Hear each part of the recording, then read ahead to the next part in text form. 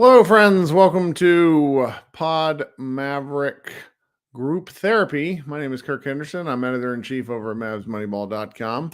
I am finally getting around to posting the link in the chat here on the YouTube Live that will let you join this particular show with me. For those of you who may be new, remember it's a pretty simple process of clicking that link here. It's in the pinned messages now. Look for, Pod Maverick, a Dallas Mavericks podcast, and then a live stream. It's like a StreamYard URL. We'll talk about whatever you guys want to tonight, because it seems like a lot of people are way more fired up than me. And maybe it's because I'm tired, but I don't know. I'm still kind of working my way through these Mavericks. Being 9-5 feels pretty dang good to me. You can, as Krishna is noting in the chat, you can join using your phone or your computer or a tablet, whatever you want.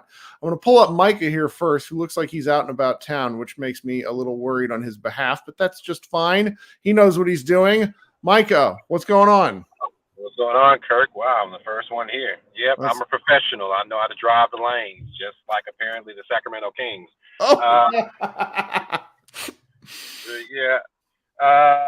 First of all, no one's panicking and freaking out. I mean, overall, look, we improved from last year. Hell of an improvement, absolutely. But the issues are still glaring, and I kind of want to get your thought on a couple of different topics. I mean, I've been brewing since, been watching all season and haven't said anything, but just have a couple of questions now after we're 14 games in? 14 games, 9-5. So 14 games in. First off, is Dallas the most hated team by the NBA refs? Is the reffing system completely comprised of, Kyrie Irving haters? Because I literally watched Kyrie Irving literally get blitzed, haymakered, like knocked to the ground, tackled in the air all throughout the game. And this has been the worst I've seen throughout the whole season. They have literally just been allowing him to be abused. I'm used to it with Luka, but dang, Kyrie too? Really? The Kyrie stuff is so difficult because he's so he uses his athleticism in a way that few other players I've ever watched do, because he hangs in the air like a second longer than everyone else. At least it feels that way with some of the shots that he gets off. And I wonder if the refs often are like waiting to see if the ball will fall before getting calls, because sometimes he just gets broadsided. I really don't understand it myself, but I also don't think I don't think it's that bad yet. And I think it'll get better as the year goes on. Kirk, I think it's that bad already. Literally, when he got tackled, there's a play in the second or third quarter where he literally got tackled in the air, to the ground in the air, and no whistle sounded.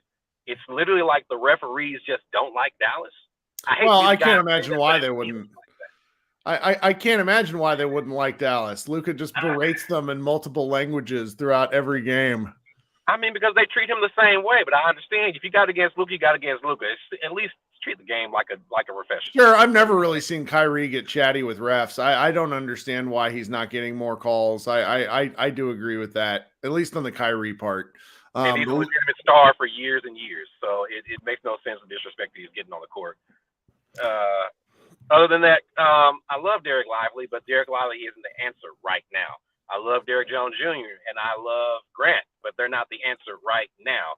Do we need another wing, or do we need another center in order to get this defense tied up? Because honestly, my opinion, we need another large wing, because we need someone who can stay in front of people so that way our center can actually do his job effectively and not constantly leave his man wide open for a quick drop-off pass and a dunk. Like, we We don't have anybody that's standing in front of anyone right now. And I think love the one that's. we added, but it's I rough. think of the two of them, the need is more in the wing category. Though I think that the kind of supply and demand of the NBA would mean that a big would probably be easier to find. It is really painful. Just watch. Josh and I just talked about this for 20 minutes. It's so painful watching every single person that can dribble a basketball in a straight line just immediately get into the paint. They just have to have somebody that can slow them down a little bit because, like Lively, I think you said he's not the answer right now.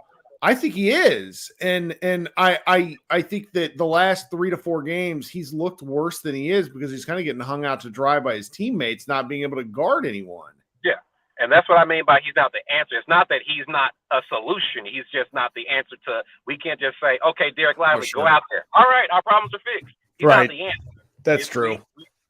We put a great piece in position, and he's up to 30 minutes a game. I'm happy. Couldn't imagine. I really couldn't have imagined that at the beginning of the season. So it's they just need every single person. I'm sure Kid is going to get into their ass a little bit. It sounded like it in the post game comments, where it's just it's like defend a little better, 20% more of the game, and maybe we might win. We never know. Okay. Last thought. Do you think Kid is force feeding Josh Green to try to get him back in shape, get his confidence back up? Because he wasn't playing him a lot the past few games, and then last game and this game, it seems like he's been like making an emphasis on getting Josh Green as many minutes as he can possibly squeeze them when Exum is arguably doing better. And DJJ is definitely doing better as far as metrics are concerned. I mean, it feels like Kid's trying to give Josh every chance he can because you can't trade him until next season. So it feels like I don't know, like he's just trying to do his Jason Kidd thing of encourage him back into shape. And unfortunately, it has some results, but it feels like that's his aim right now. I'm not sure. Yeah, and I think I tend to agree with the strategy, to be quite honest, because Derek Jones Jr. has had 2 off games in a row, and that's where you see the value of Josh Green performing well. I mean, he had a slightly better game tonight, but he's in his own head, and it really kind of it makes me almost feel bad for him. There was a kick ahead pass, and I want to say it was the third quarter from Luka to Josh, and he was in the left corner, so at the top of your TV screen. I saw Josh Green pass fake to the baseline. I mean, literally like the cheerleader. There's nobody fucking there because you're in the farthest point of the corner. Just shoot the damn ball, man. He pump fakes like stop pump faking. Shoot it. Sorry, I'm mad. The pass fake to nobody. Yes, I saw that, and I was just like, just put it up. Maxi Kleba, just put. Oh, that's not Maxi. That's Josh. Just put the ball up, please. Right. That's right. Yeah. And poor Rashawn Holmes couldn't even get any minutes in on his team until the end of the game. That's just embarrassing. I don't think Kid's ever going to play him. And that just sucks because you have a weapon and you just don't want to use it at all. But whatever. I mean, hey, 9-5. Can't complain about that. It's pretty good. We're still doing good. Micah, I think you'll see this game's get together later. So hopefully. Micah, you drive safe. Thank you for kicking us off tonight. Yes, sir. Have a good one. All right. Talk radio. That's what this is now. All right, we're gonna go next to Tyron, who's joining us again for the second straight night. But I'm assuming these earlier games are working out for your schedule. What's going on? Not much, man. How you doing? I'm all right. All right. I might have to hop out of here and hop back on. I got a special guest here with me. Sure. No, I understand. Yeah. But I just a couple of observations of tonight's game is I was watching it with my son who's 8 years old and kind of learning the game. And he told me, he said, Daddy, Luka has 3 moves and that's it. And I was kind of like, well, what are they? He said, well, Daddy, he, does the ball fake and he shoots the 3. Or he'll do the step back shot 3, or he'll drive in the middle and kick out. Okay, yeah. So I'm thinking in my head, if an 8-year-old can figure that out, surely these other teams can figure it out.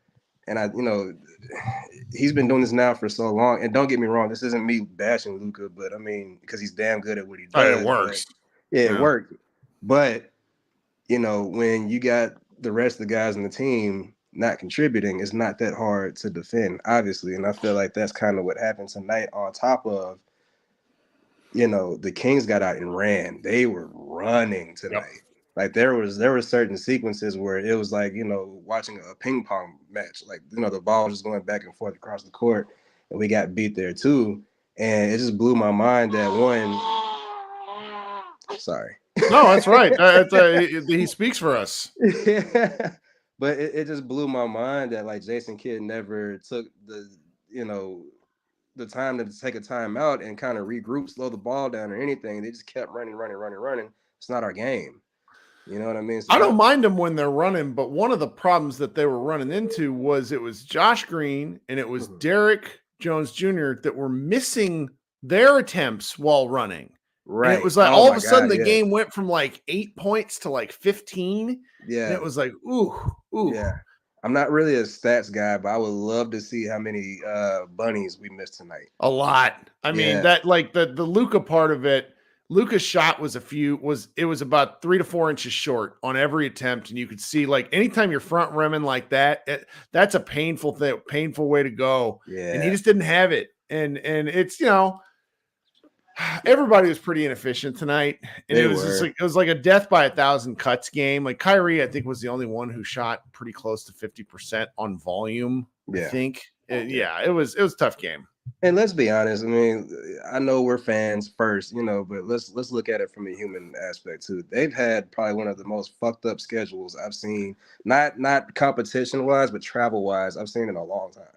Like these guys are probably just tired. Like let's see. Brad Townsend did that, and I sort of lost it on the last show because I'm just like, you knew about that in advance. But then there's also the secondary thing that I'm very pleased with, in that compared to last year, we didn't get Luka games. Like Luka was resting 8 games into the year. He's played 14 straight. Kyrie's played 11 of 14, and those 3 that he missed were because of injury that he has since sort of battled through. So it's like when you look at that, and then I look at the schedule, I look at the end result. When I pull back, I'm not really mad. But these last 2 games have left a little bit of a stink taste in your mouth because it's like you're losing to clearly better teams, and like you would love to see them win a measuring stick game where you can go, okay, we've taken real real steps here. I just haven't seen it yet. Yeah. I still feel, I mean, we lost these last 2, obviously, but I do still feel like we're trending in the right direction, and 2, that we can learn a lot from these games still. The season is still very young. We got a pretty new team. These guys are still trying to learn each other and gel and all that kind of stuff. I don't know if they're all going to be here. Right. Coming in the next couple months, we'll see about that. But I mean, I still feel pretty good about things. But like I said, with, Luka doing Luka things and the rest of the guys kind of falling asleep, we're just not that hard to play against.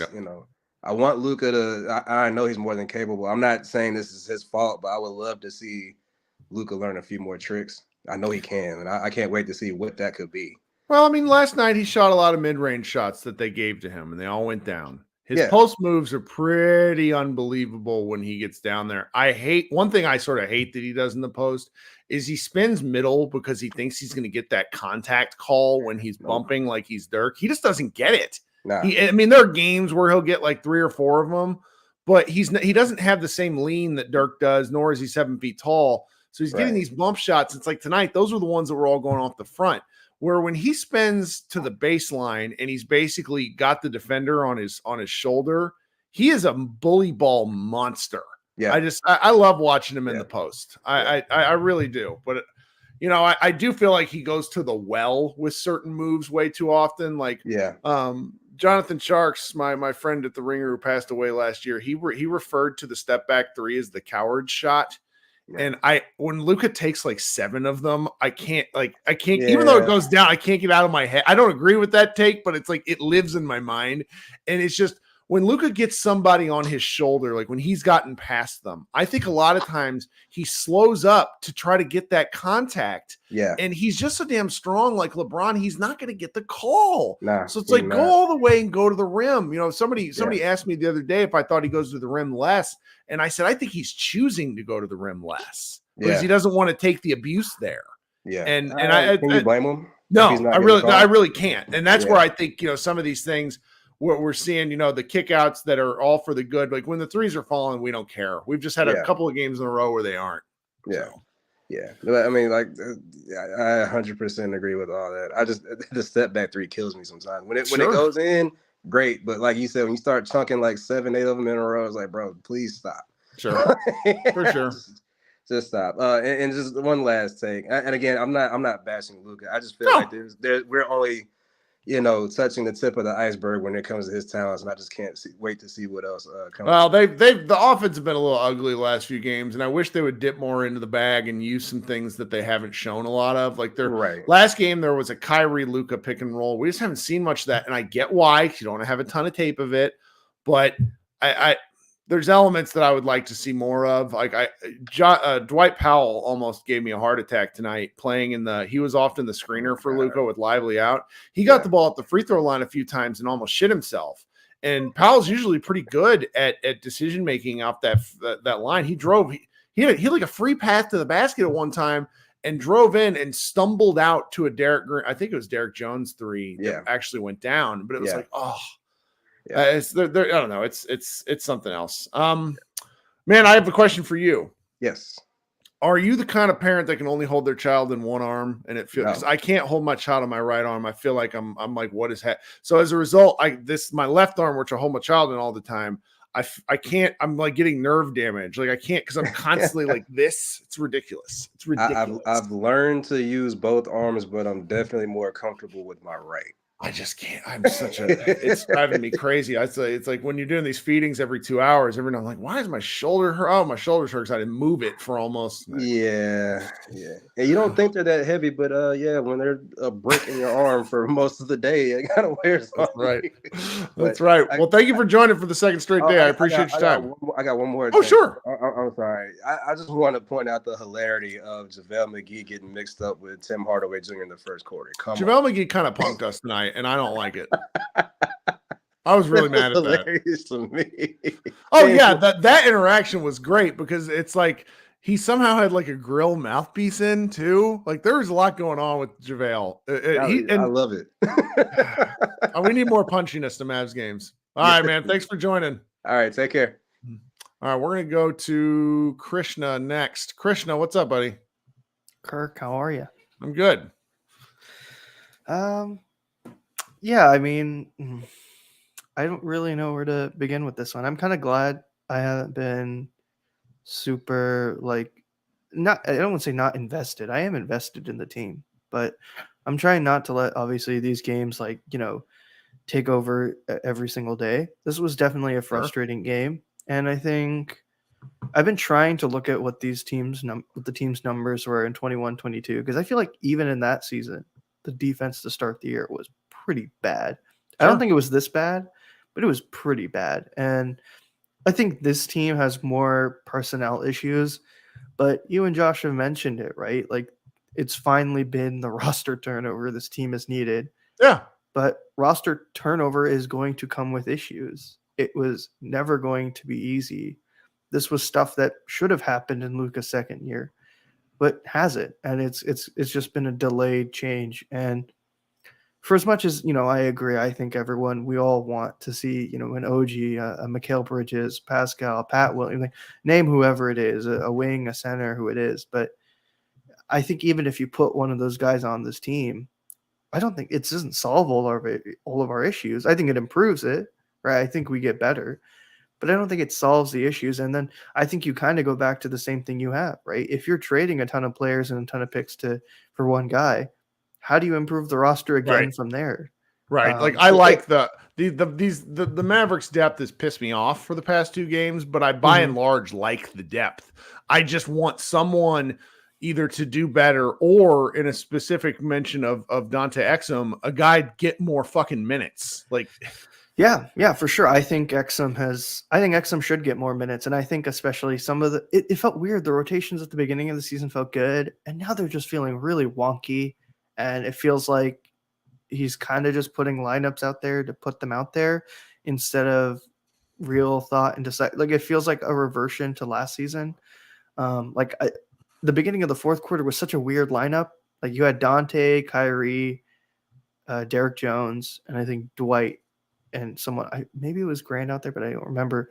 And it was a weird lineup because Kyrie was really the only guy I would have felt confident in shooting a three, and you were down so much. And I get it. It felt like some of those lineups last season where I was like, oh, I'm going to a defensive lineup, and it felt like I don't know really how much more defense you're going to improve with that lineup, but it is a long season, so I'm not necessarily going to overreact. And I think some of the calls for Omax to play, I think, are interesting, but I also feel like it's the same. It feels like a lot of repeat. I don't see where Omax Omax is a pretty incredible defender, but where he best served his time in college was basically shutting down a guy off ball. He had very few blocks, very few steals, because he would essentially play like shut down corner and take a guy out of the game.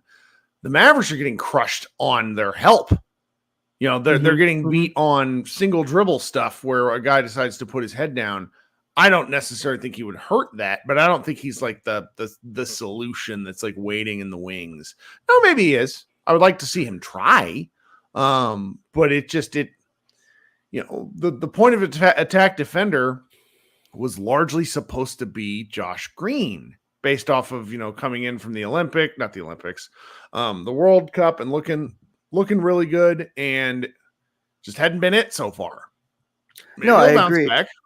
I agree. I think in the summer, I kind of pointed out what we wanted, right? The hope was Josh and Omax. I don't think it'd be that now, but you want them to replicate what Reggie and Dorian did, where Reggie was your POA defender and Dorian was more of your man defender. Dorian had, whoever was seemingly the bigger wing threat on the team. Not to say that either of those guys are that, they're not, or not to say that that's what you're doing, you're not.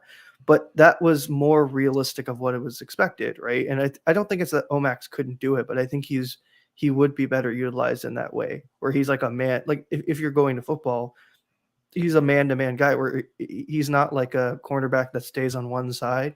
He just follows one receiver the whole game. That's what he would be, and you would match his minutes with someone. And I think Omax's defense, I think it is closer to NBA level, but his offense is not there yet. And I think that's fine. And I feel like it's fine that at least the team is trying to protect him in the sense, like they're not trying to throw him into the fire and then let him burn. And it feels like, and then he just gets burned and like his confidence if a rookie melted. If a rookie's the solution to your problems, your team has more issues.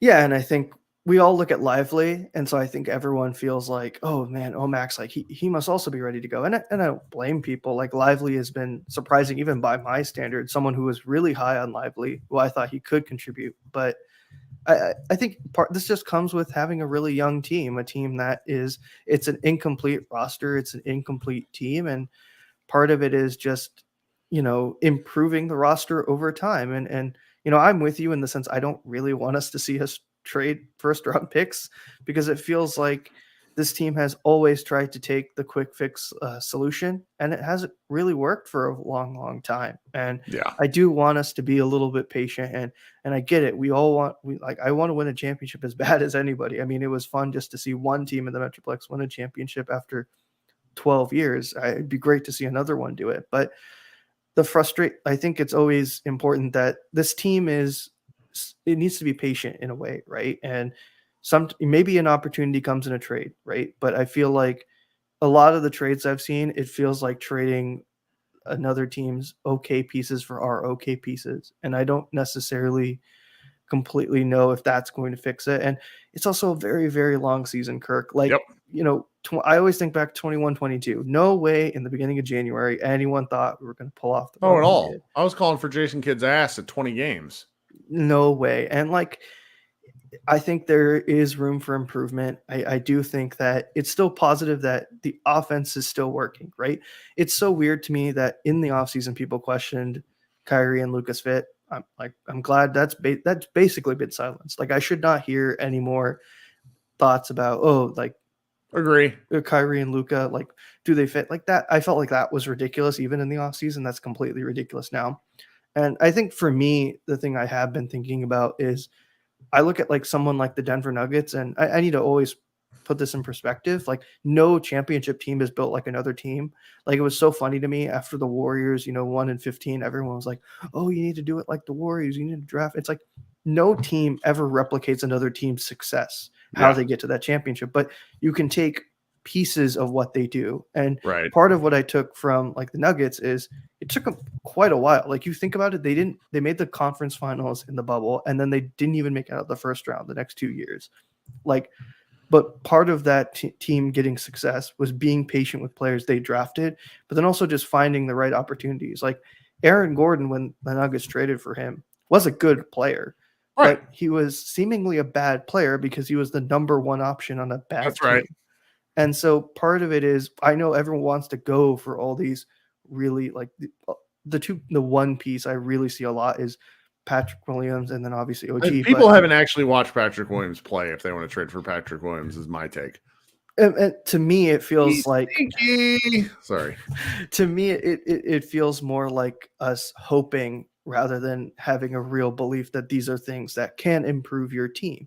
Right. And so I don't know. I think I'm just a little Drummond bit more would help patient. though, just because Drummond's the size of a house. Sure. I think it's all opportunity cost, right? Sure. Like if it's like you feel like, hey, we're gonna give up something, I don't think it's really gonna affect it, then it makes sense. And I don't know. I think I'm just gonna be patient with it, and we're 9-5. 9-5. It's a if we get under 500, then let's everybody really talk about trades. Like let's get to 500 and start to really be in the shit before we talk about trades. That's where my head actually is.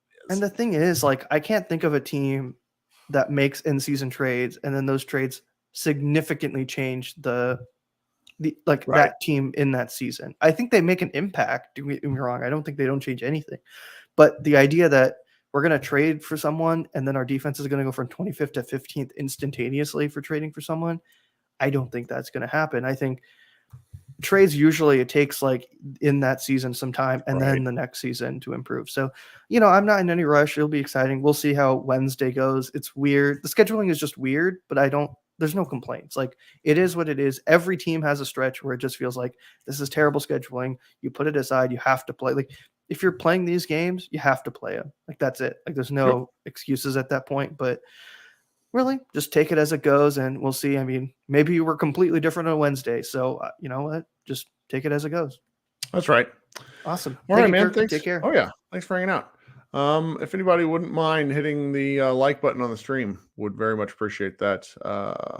These podcasts that we do, these live ones, I think they're still pretty high barrier for entry compared to the Spotify Live. I think a lot of folks didn't, the video element sort of freaks people out, but I really would, appreciate those of you who have joined and would consider joining. We like talking basketball. My friend Ben Thompson often talks about touching grass as a movement, saying way too many of us spend too much of our lives in front of our computers, not talking to real people.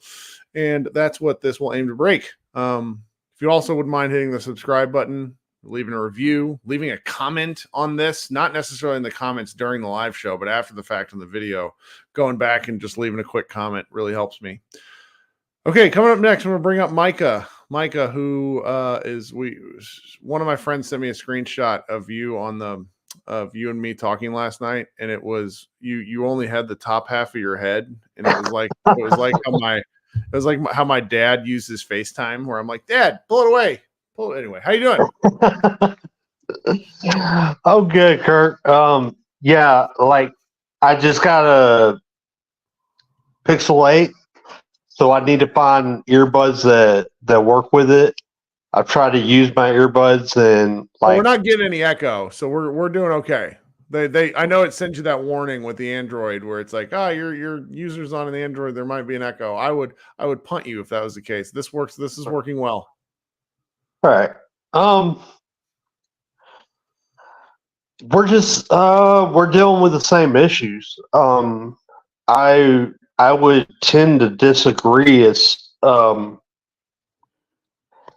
hard to really understand what the impact of a real wing that defends point of attack actually does for your defense. Yeah. I mean, we saw it last year. We went from 14th in defensive rating all the way to 26th based off of one player. Like that's pretty much what you're looking at with And like we saw the big difference. I mean, with the Pelicans, even Herb Jones is a difference between them getting slaughtered by us and them slaughtering us and then beating Denver the very next day, even though Denver's not looking that great without Jamal Murray. They're kind of like it's growing It's called pains all- for them. It's going to be super annoying because they're going to keep winning at a rate, and then when he does come back, they're going to be a more complete team, and then they're just going to mow everyone down. I hate it. It's part of having a complete team, Kirk. It's just what it is. Like, I keep on thinking back. Like, I mean, I've been watching the NBA for 30 years now. I can't think of a championship team with a small wing. Yeah. I can't. Like, when we won ours, we won with Sean Marion at 6'7", and it's still criminal that he never made it all defensive team. Yep. You don't win without that kind of guy. You keep on, and like if you look like pretty much because we got Grant Williams now, it's kind of basically the same build as Draymond Green in a lot of ways, and their team doesn't work without a big wing. So if you can't guard point of attack, I don't care if you got prime Dikembe Mutombo back there. I agree. You're not fixing shit. I agree because fixing- it causes so many other cascading problems that it doesn't matter how good Lively is. It doesn't matter because No. you know the Giannis is one thing because Giannis is sort of his own problem. But like when you see these smaller guards getting the lane and you're riding that guy's shoulder, it's brutal. It's brutal. There's nothing they can do once the defense is broken down other than hope for a missed shot. We're seeing the same thing with Milwaukee, and they got freaking Giannis and Brook Lopez. Yeah. We got our season high points in the paint came against them because they can't guard point of attack. So if you don't got that guy,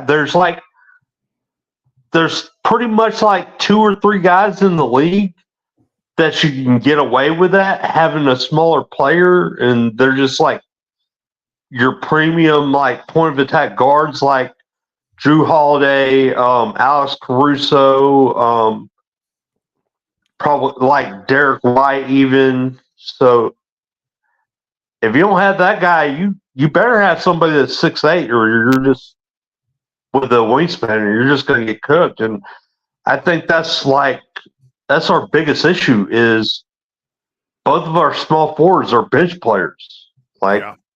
We're just being honest. I like what Derek Jones Jr. has done this year, but he's a bench player. Like, that's just what bench players do. They're kind of inconsistent. They'll have their off and on nights. He's better suited as a 15 to 20 minute guy, not a 30 to 36. Right.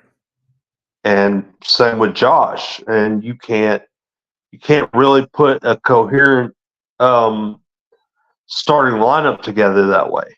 Yeah. And like, I think that's where a lot of Jason Kidd's frustration is coming from. Is he knows he doesn't have that one piece that he wants. He knows he doesn't have that Dorian type player, and to really complete the defense. And I think that's just where we're lacking. Yeah, Patrick Williams has been stinky. I'd love OG though. Hell, I'd even take Slobo, to be honest.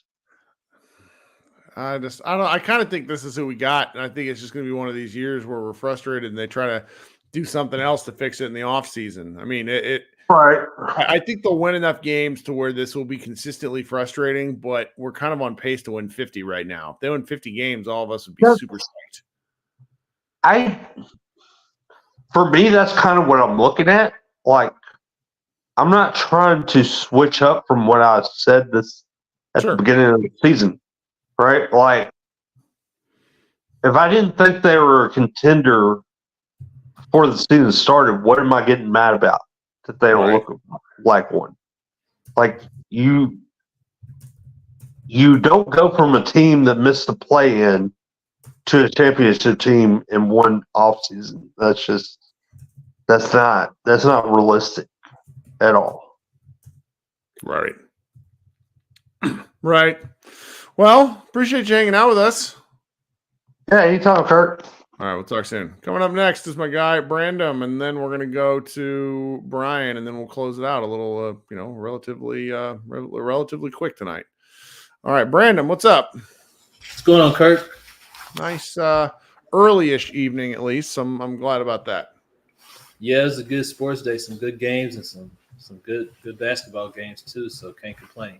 Yep. Yeah. Man, I mean, I'm kind of like, those 5 losses aren't bad. So, you take what you can get and just kind of hope that they can, make some type of adjustments. But, Kirk, I was looking at some of their stats and I noticed that Dallas is, just efficiency wise, they're like one of the best, third quarter teams in the NBA. But what's interesting is, I was looking at their wins and losses is all of the teams that they play are very competitive against them. So they're actually scoring about the same amount as Dallas. Right. Or either more. They kind of blew out a couple of teams, maybe 3 teams. They blew them out in the third quarter. But besides that, Dallas is, they're on pace with these teams. And it just seems like to me that's a halftime adjustment being made by those teams because, if Dallas is one of the more efficient third quarter teams in these teams that they're playing are, kind of playing up to par with them, that just means that they're doing something that other teams aren't able to do. And it seems to me that would be, playing up to Dallas level. And I've yet to see Dallas. Well, I've seen them, but I've yet to see Dallas play up to, the level of other teams because they give up a lot of points. And if you think about it, third quarter, they almost gave up 100 points before the third quarter was over. Again. Yeah, that was and it's just crazy. Like Dallas isn't playing up to teams level. Teams are playing up to Dallas level, but Dallas isn't playing up to other teams level. And it's just like, that has to come from the players. You know what I mean? I feel like the coaches can make those adjustments and ask for them, but a lot of that comes back on the players, Sure. having to really, take accountability for their actions and say, well, if these teams are playing up to our level, then we need to match that energy. Well, and it's the defensive stuff. I mean, Luka's quotes tonight, he said, I think we've just got to be better at defense is something Luka said tonight. And he said, a little later on, about the team's rebounding and second chance points, he responded and saying that's part of the defense and the physicality. I think those are 2 things we need to get way better at. And that's where I come back to their size because you're not going to get taller, but some of the effort you could tell was lacking at times. Like they gave up so many offensive rebounds, and thankfully that's not been a problem the whole year. It has been a problem some games, whereas last year it felt like that was just the recurring thing night in and night out. Right. So, I mean, there's things that they can improve on, and whether they do is a matter. Some of it is just a matter of pride and effort, and doing it for the whole game. Because if you're not going to be a great defensive team, you can at least try hard, and I think that'll make up for some of it. It will make up for a lot of it, and that's a super point, Kirk. But I mean, just the defense in general it's hard to say that there's going to be a lot of change because I feel like Dallas, they are who they are, but the teams they give up. Put it like this: the teams that they play, they shoot a lot of free throws and they shoot a lot of threes. Dallas, they don't shoot a lot of twos. Right. So Dallas is living and dying by the 3, but these other teams are hitting their free throws, they're hitting their threes, and they're also hitting their twos. You know what I mean? And it kind of goes back to what adjustments is Dallas making in the games to slow down, the 3-point shooting, the free throws and the 2 points. You know what I mean? Yeah. What adjustments are they playing on the floor? Because I mean, Kid can ask the players to kind of step up, but I mean, God, if you think about it, it was a play when Josh just got dribbled on and just drove on. And I'm like, that kind of goes back to, kind of what are these guys doing to make themselves, better defenders? Are they making, adjustments mentally kind of slow down the pace, because they're not getting the 5 losses. They're not. I mean, it's not something that was kind of teams are going to lose, but it's not something that they could have just said like, man, we couldn't have did anything against these teams. Back in the day, nothing nobody could have did against the Golden State Warriors is just going to be a beatdown. Right. But, it's kind of like you were saying yesterday, who's looking at tape and who's looking at these opportunities for improvement. Right. And we just don't know, and we won't know unless they actually start to improve. So, yeah. Well, man, thank you so much. You got anything else? That's it, Kirk, man. Enjoy the rest of your night. All right. Talk soon, man. I see Eric down there in the chat. He says, it's 11 p.m., guys. I have class at 7 in the morning. My baby's going to wake me up at 1 a.m., 3 a.m., 5 a.m., and then my other child will wake me up at 7 a.m. So I feel you. It's just the point is, Eric, is sleep is for the dead, and we don't get it anymore. Brian, what's going on? Man, how's it going? Good. Yeah, it could be worse, I guess. That's why I like doing these, because if I spend some time on Twitter, I tend to get perpetually more pissed off, and it just kind of and I don't want to do that. I don't want to be mad. It's too early in the season. We're 9-5. Yeah, Twitter's an easy place to ramp up the hate. I will say, I commend Krishna for his patience and his level-headedness, because I'm not feeling that. I'm in this trade machine, man. Like, all due respect, like, it's one thing to be ass. It's one thing to be getting paid. You can't be ass getting paid and out there giving half-ass effort, bro. I'm sorry. I can't do it.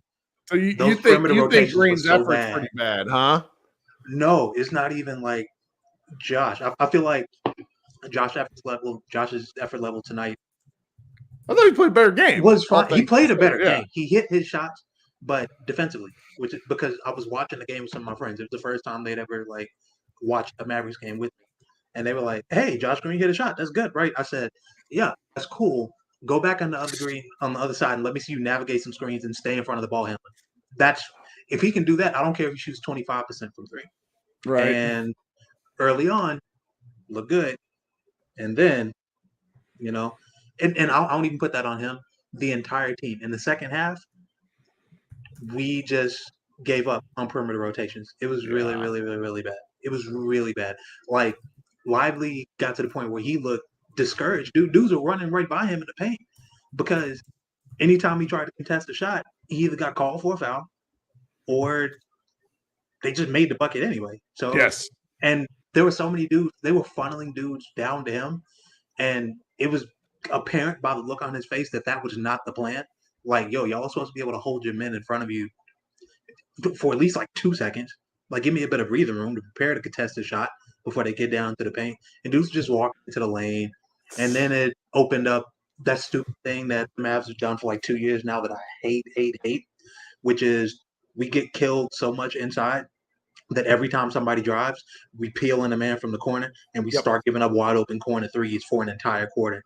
And that is how who is that? Malik Monk, I think, hit 2 straight threes from the exact same spot on the right wing because his man peeled in on the drive.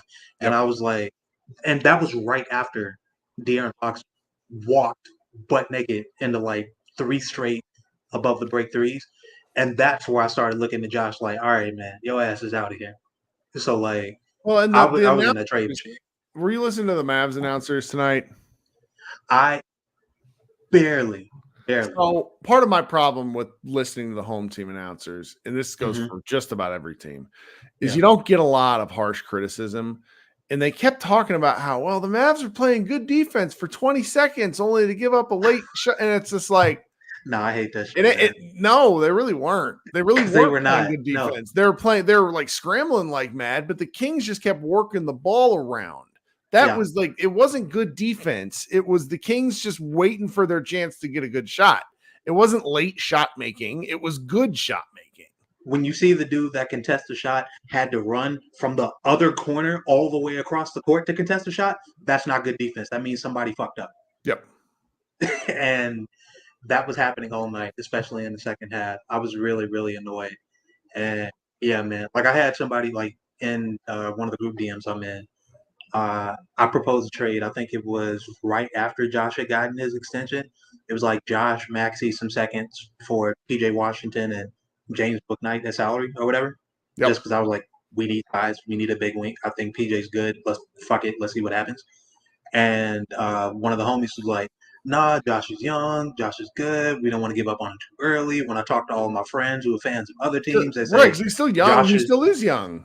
yeah, and they're like, and that's true. And he's like, yeah, and my friends who are fans of other teams, they all say like, yeah, I really like Josh. I think Josh does good things. I'd like him on my team, if we could have him. And every 3 games, I just went back in that group DM. I was like, what are your friends saying about Josh now? And today he was like, you know what? I forget who proposed that trade. You were fucking cooking. I apologize. And that's just kind of the season that has been for Josh and really for this team, because the issue with Josh is kind of a microcosm of what is going on with our defense as a whole. Like, we are not big enough on the perimeter. And because of that, all the other changes and upgrades that we've made, they just feel marginal. Like, Lively's so good. And there were at times in this game, forget even like the Milwaukee game, there were times in this game against like Sabonis where it felt like it didn't matter that Lively was down there. Yep. And it's like, he's too good for that to be the case. Grant is too good for that to be the case. LeBron James just sank the second of 2 free throws to give the Lakers a 1-point lead with 2 seconds left over the Rockets. Of course, he gets a foul call with 2 seconds left. Like, could you imagine Luka or Kyrie getting a foul call in a clutch situation? Dude, Like, I honestly didn't don't see Luka or remember it. Kyrie get foul calls in regular, normal ass, low pressure situations tonight or the other night. So Yeah. no, I cannot. And that's crazy because the Rockets were leading the Lakers all game too. Just That's nuts. insane. Okay, well, I think I want to go to bed. It is 11 Yeah. o'clock. We got a late one on Wednesday against, is it Lakers or Clippers? I should know Lakers this. first, then the Clippers on Sunday, I believe. Okay, that sounds right. Yeah, Yeah. and that'll be a Saturday. heck of a test because the Lakers have some size, some finesse size, but size, and I'm looking forward to seeing, Anthony Davis versus Derek Lively.